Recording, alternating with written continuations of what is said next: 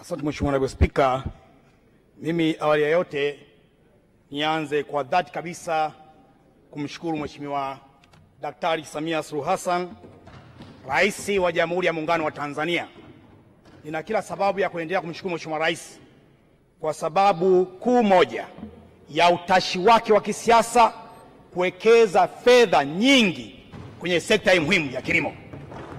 Mheshimiwa Spika, tunaona ongezeko la bajeti kwa mwaka wa fedha 2021 2022 bajeti ilikuwa bilioni 294, lakini kwa mwaka wa fedha 2024 2025 bajeti imekuwa ikafika trilioni 1.248. Jambo hili ni kubwa, na ndio maana nikasema Mheshimiwa Rais anavyowekeza fedha nyingi kwenye sekta ya kilimo. Sekta ya kilimo ndio sekta pekee inayotoa ajira kwa Watanzania walio wengi. Maana yake nini? Anawagusa asilimia kubwa wa Tanzania, watu wazima, vijana, na itoshe kusema sasa hivi wamesema wengine vijana wamehamasika sana na kilimo, na yote kwa sababu yameona kilimo kinatija. Mheshimiwa Mwenyekiti, Mheshimiwa Naibu Spika, lakini pia nimshukuru Mheshimiwa Waziri Bashe na naibu wako pamoja na katibu mkuu na watendaji wote wa wizara hii. Na hapa Mheshimiwa Naibu Spika, nirejee mafundisho ya hadithi muhimu ya Mtume Muhammad. Anasema haya kwa Waislamu, anasema hubru watwani minari man. Maana yake nini? Anazungumzia, anasisitiza kwa habari ya uzalendo. Anasema kuipenda nchi yako ni sehemu ya imani. Hakika Mheshimiwa Bashe, wewe ni mzalendo na unafuata mawaidha ya Mtume Muhammad. Kwa hilo tu itoshe kusema Mungu atakubariki. Na sisi vijana wadogo zako tunakuunga mkono. Kwa sababu tumeona una maono na tukakupata kuangusha. Tunajua nia yako ni njema na uwezo wako tunaujua. Wewe piga kazi, sisi tupo tutakuunga mkono. Baada ya kusema Mheshimiwa Spika, mimi nijielekeze kwenye eneo la kilimo cha umwagiliaji.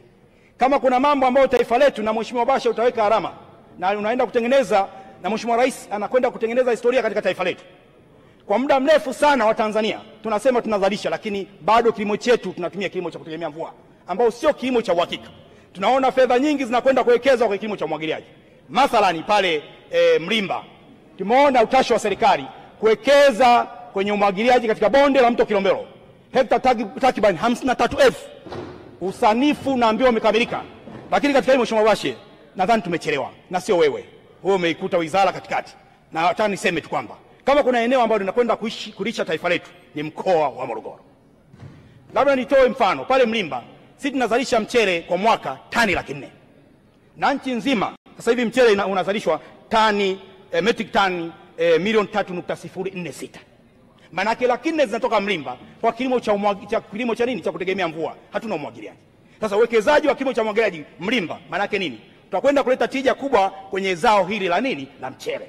Na labda niseme tu, duniani kote katika idadi ya watu duniani takriban bilioni 8, bilioni 3.5 wanakula mchele.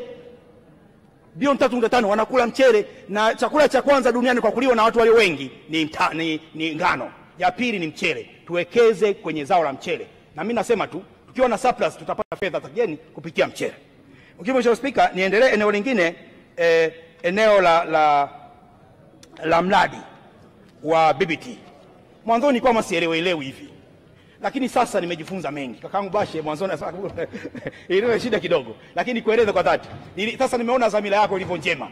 Lakini kuombe sasa, nataka nifanye polishing tu kidogo. Sasa hivi ni kuombe, njoo pale Mlimba, mfano Mlimba, nenda kwa wale vijana kule wanaofanya kazi ya kilimo. Usiishie tu kwa maeneo haya. Pale kwa mfano maeneo yote, sio tu Mlimba, uende Mbeya, uende Iringa, uende Njombe, na najua mpango unao, lakini nataka tu uende haraka. Twende pale Mlimba tukapata takwimu ya vijana wanaofanya kilimo cha zao la mpunga. Tujue wako wangapi pale. Tuwaulize wao changamoto zao ni nini. Watakwambia eneo langu mimi ni dogo, ukinipa eka 10 nitaongeza kipato. Atakwambia mimi pembejeo ni changamoto. Atakwambia mimi pembejeo ni masoko. Sasa haya yote utayapata kule, na kwa sababu una passion, uwekezaji wako ni mdogo sana kama kumsukuma mlevi kwenye mteremko. Baada ya kiti, na mwisho nihitimishe kwa kusema zao la kokoa, Mheshimiwa Bashe, tusaidie kata Michenga na kata Mbingu. Wewe unafanya jitihada kubwa kuhakikisha kuhamasisha zao la kokoa, lakini wenzako wanakata mikokoa. na hii niombe utoe maelezo hapa. Tuna changamoto Michenga, tuna changamoto pale Mbingu Chiwachiwa. Wananchi wamejenga wamepanda kokoa lakini zinafyekwa. Asante. Mheshimiwa Kunambi, asante. Na Mheshimiwa Bashe, kokoa ya Tanzania inapendwa sababu ni organic. Hongereni watu wa Morogoro kwa kokoa nzuri.